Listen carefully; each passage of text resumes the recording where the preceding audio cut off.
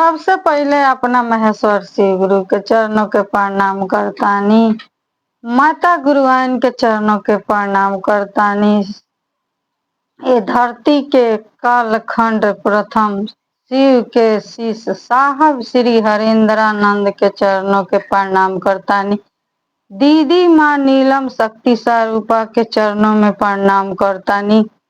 हमरा प्रणाम के शिव का जितना ये चैनल पर गुरु भाई गुरुबान मालूम के चरणों में प्रणाम करतानी। देखी लो, हम अपना गुरु से पहला में दया मांगिले, कहिले हे शिव रौरा हमार गुरु हैं, हम राउर शिष्या हैं, हमरा पर दया करी। ऐसा दया करी कि हमार मन दिल तन समझ जाओ कि रौरे हमार गुरु हैं। दूसरा सूत्र में एक दीदी भैया से जोड़े के प्रयास करी ले। तीसरा सूत्र में रुद्राक्ष माला से 108 अपना गुरु के चरण में प्रणाम करी ले। देखी लो दीदी भैया, कितना सुंदर काम हमनी के साहब श्री हरेंद्रानंद देले बानी। हमनी रौरा हमरा बीच में लिया के उहे के दे देनी, तो हमनी के एक काम के करे के बाद देखी दीदी, ई चर्चा के माध्यम चर्चा कोनो तालीबाजी ना हो, आई कोनो ड्रामा ढोंड ना हो। ई हम अपना गुरु के मार मर्यादा के बात बा। हमनी के ई कोनो ऑर्केस्ट्रा नहीं के होत कि कुछ भी बोल देवे के बा, कुछ भी कह देवे के बा।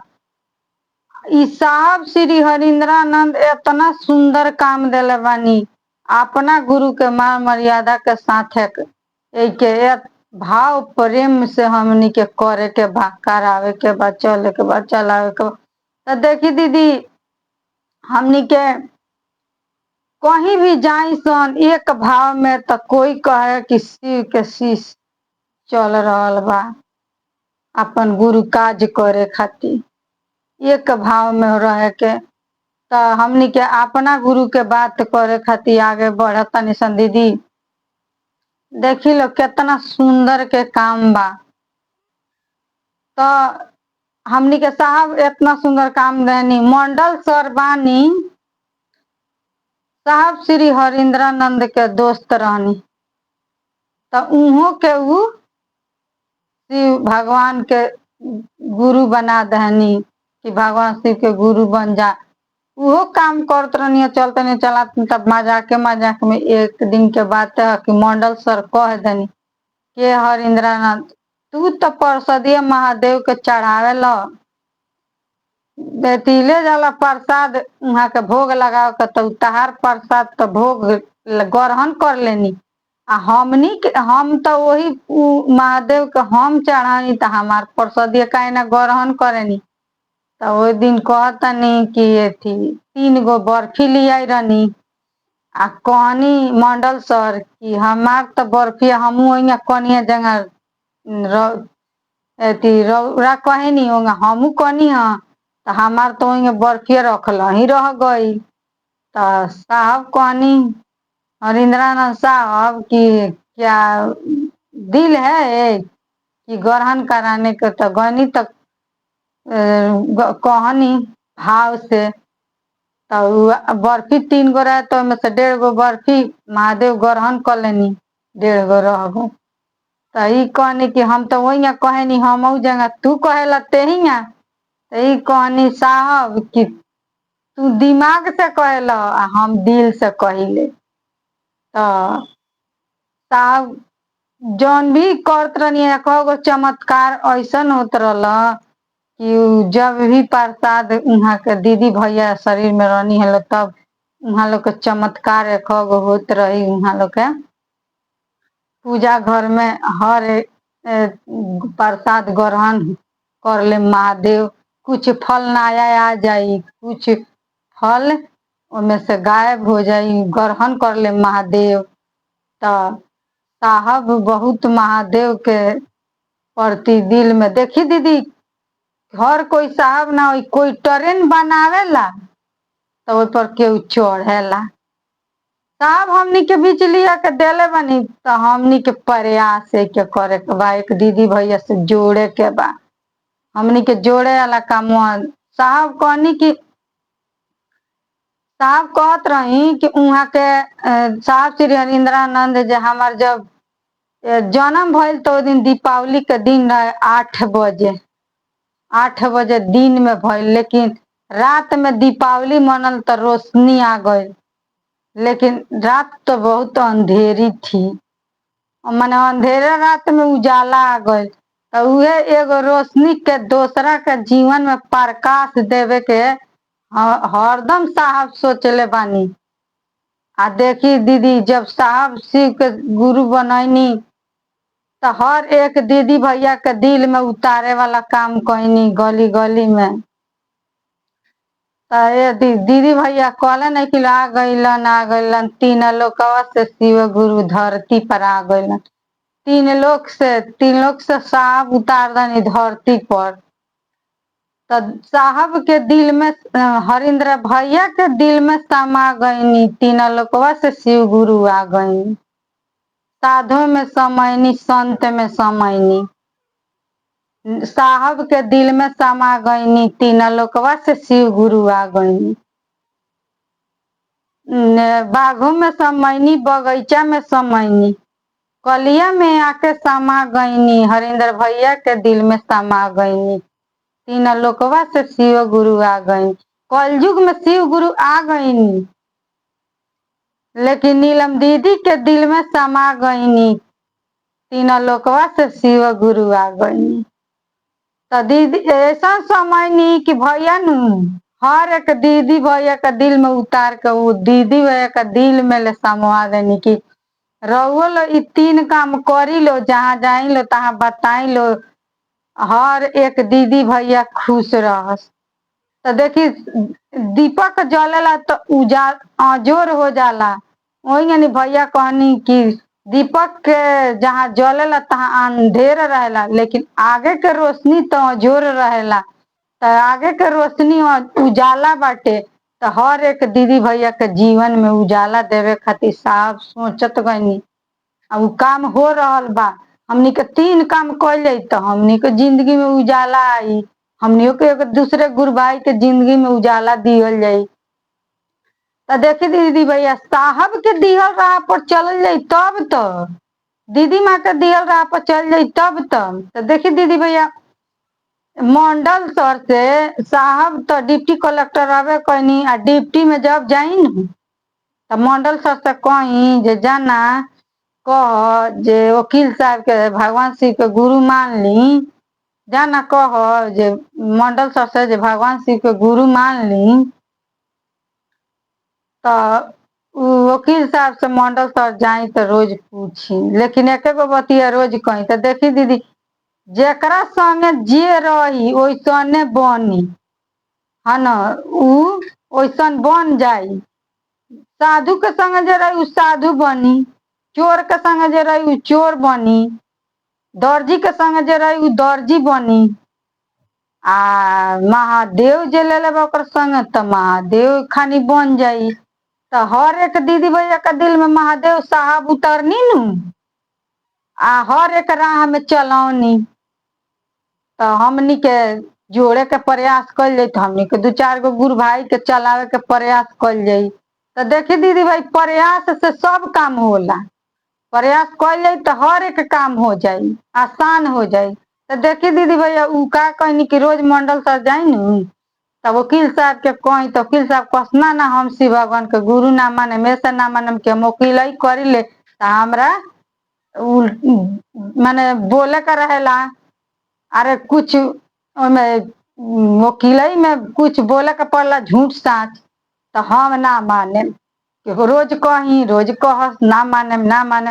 तो कहनी साहब कि तो एक दिन मनबे करिहन। तो एक दिन के बाद तो जब मंडल सर गनी तो कहनी वकील साहब अब से भगवान शिव के गुरु बना ली। तो वो दिन बना लहनी। वकील साहब बनावलक 8 दिन के बाद वहाँ के चल गनी, विदा हो गनी, शिवलोक में चल गनी। तो एक दिन डिप्टी में जात रहनी साहब तो पूछनी कि अरे वकील साहब नहीं लौक रहे हैं मंडल सर, कहाँ पर हैं। तो कहनी कि तू तो शिवलोक में चला गए। तो उ कहनी कि अरे साला तुम कहाँ है? तो हम शिवलोक में। तो तुम तो ऐसा कर्म ही नहीं किया था, शिवलोक में कैसे चला गया? तो उ कहनी कि थी हम शिव के गुरु ना बनल रहती ना हम शिवलोक में आई रहती। तो देखी दीदी भैया, इतना इतना चमत्कार साहब के साथे भइल बा। हर एक चलो शिव के और किताब में भैया जितना भइल बा उतना लिखत गइल बानी। तर वो किताबे देख के भैया के राह पर चली लो। तो देखी दीदी भैया कितना सुंदर काम बा। हमनी के साहब हमनी के बीच लिया के दे देनी, हमनी के चले चलाओ के प्रयास करतनी सन। हर एक दीदी भैया के जिंदगी में खुशहाली आ जाई ई 3 गो काम करे में। लो तो साहब इतना ले कहले बानी कि कोई टाइम नहीं मिलत, तो शौचालय में टाइम 5 मिनट खातिर मिलत तानू। ओई जिगियो मने मने तो करे के बा, मुंह खोले के नहीं खे, अपना गुरु से दया मांग लेवे के बा, है न। तो मने मने तो करे के बा, मुंह खोल के तो करे के नहीं खे। तो अपन 3 काम करी लो जहाँ रही लो तहाँ। हमहू अपना भगवान शिव के गुरु बनैले बानी दीदी। एक अनुभूतिया इतना सुंदर सुंदर मिलेला कि का कहे के ना। पल्लू झाड़ के हमरा महादेव के लगे जाए जाला दीदी, तो उ देनी छपर फाड़ के। तो देखी दीदी महादेव दानी है, दयालु है, साथी है, सहारा है, जीवन के आधारा है। जब वहाँ के चरण में गिरल बानी सन तो हमनी के दूसरा और के ने देखे के बा। जेकर नाम में है देव के देव महादेव। तो देखी दीदी हमनी के मोटे डाढ़ी मजबूत जड़ धैले बानी सन। अगर पेड़ बाटे पेड़ में हमनी के जड़ में पानी डालल जाई तो एगो पानी जड़ी में डाला तो पूरा पत्ता पत्ता हरिहरा जाता। तो हमनी के पते पते पानी डालल जाई तो सूख ना जाई, तो ओकरा सब बढ़िया बाकी हमनी के जड़िए में ना पानी डालल जाई। तो महादेव के पकड़ ले बानी सन, तो महादेव के साहब के दियल राह पर हमनी के चलल जाई तो हमनी के मंदिर तक पहुंच जाई। बहुत फायदा बा में। कितना दीदी भैया बानी लो। परसों हम एक जगह दीदी गए रहे शिव चर्चा में, तो वो जो देखी जे ढोल झाल पूजाता टिकाता, हर एक मार कलश धोई रहे, चावल उवल सब धोई रहे, गैठरी उठरी सब बनाते रहे। कहीं है दीदी ई सब कैला का काम बा? साहब के दिहल राह पर चली लो। देखी लो ना हम कहम तौन मानी लो ना दोसर गुरु भैया कहियन दीदी कहियन तौन मानी लो।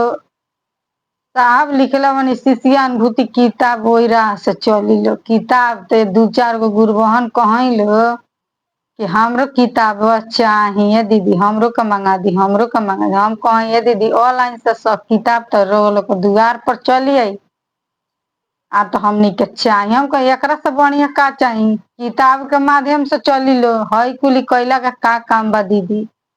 तो बहुत कुली हम समझाई जे साहब ई सब नहीं दिले, अपना मन से ई सब कल जाता ठीक नहीं खे, ना करे के चाहिए।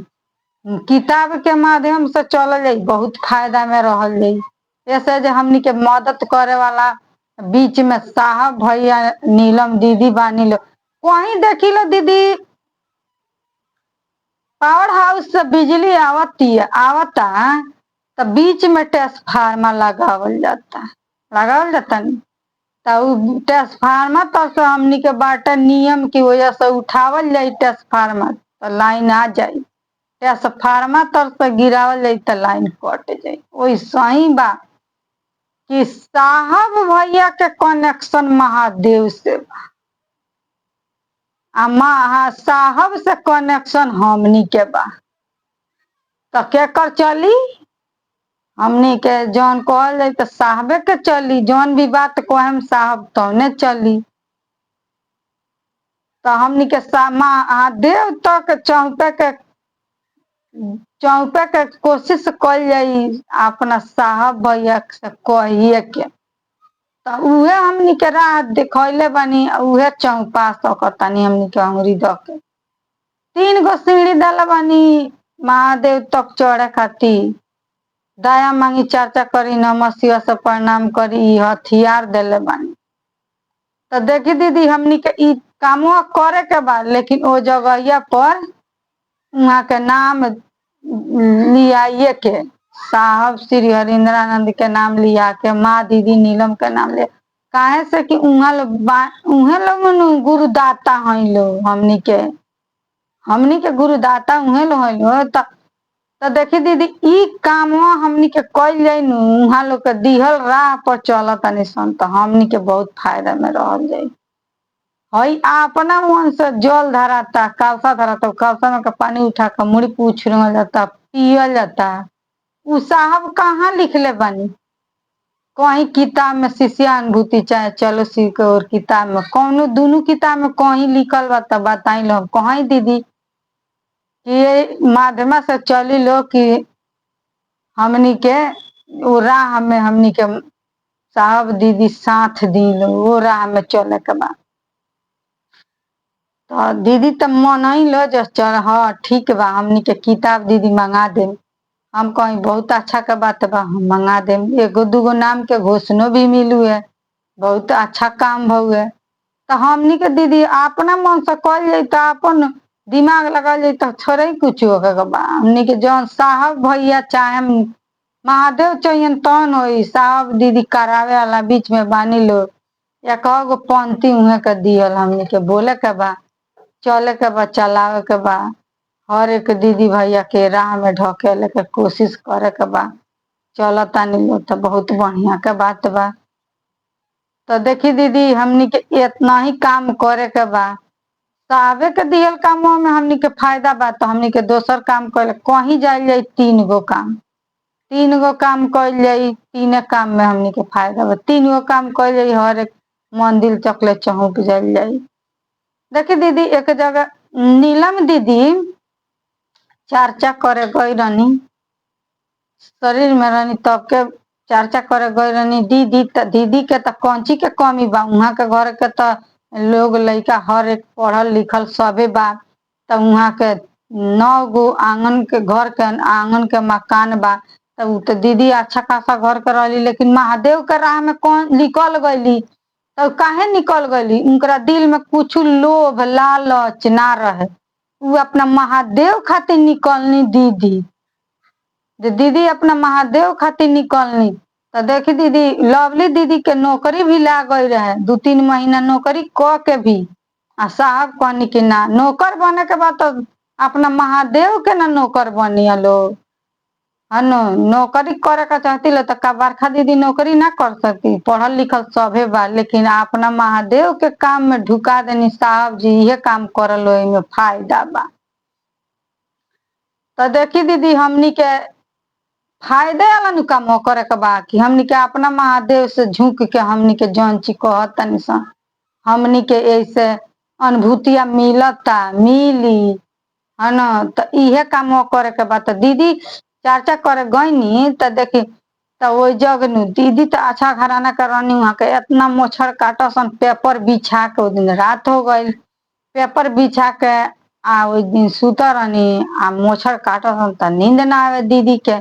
आ पहले के रहल जमाना जे अब तो जमाना में हर एक चीज लगे लगे मिल जाता होटल बा हई बा हऊ बा हर एक चीज बा लेकिन पहले के जमाना ऐसा रहल कुछ ना मिलत रहल कहीं कहीं जगह पर ऐसा रही जो कुछ ना मिली। तो साहब के पास तो पैसे न देती साहब अब होटल थोड़े रहे कि कुछ कीन का दीदी के भूख लग रहे एथिए ना होखो नींद ना आओ आ दीदी उठी बैठी तो कोई गुरु भाई भात हेतना लिया के दे दहनी वो भात छूछ है। देखी दीदी कितना कष्ट सह के साहब भैया कष्ट साहब जाई चर्चा करे वहाँ कहीं कोई गुरु भाई गुरु बहन से किसी के भगवान के गुरु आपन बना ली लो तो कोई गुरु भाई गुरु बहन ना भी बनावे तब एक दिन 2 दिन बिना खैले रह जाई लेकिन उ अपना गुरु के राह में चलते रही साहब चलते रही।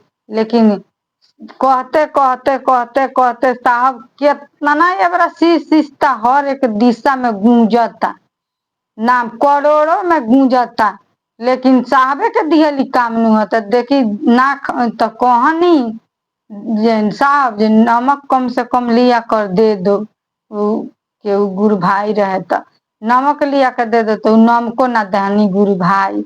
वही नीलम दीदी कहनी कि अरे पति देव आप मेरे पति हैं, मैं आपको अर्धांगिनी हूँ, क्या रात भर मैं नहीं खाऊंगी तो मर नहीं जाऊंगी, कहनी नीलम दीदी। वही जौन रुचल पचा एक और दुख और खाई नहीं, छोड़ देनी वही तरिया। तो देखी दीदी कितना दुख पसरम सह के मोछड़ माछी से काटवा के आ तब एक कामवा के राह में हर एक दीदी भैया के चलैले बानी साहब। ओकर दर्द हमनी के समझे के बानी कि हमनी के तय बड़ा हर जगह कहीं जाता इंसान था चर्चा स्थल पर अथी कूलर चल जाता, नहीं क्या कुछ रहते पंखो चल जाता, हर एक चीज के व्यवस्था बा, रोड भी बढ़िया बा दीदी। माँ तो एक गो डाँड़ेर पर चलल बानी पाक में कीचड़ में आ ट्रैक्टर से।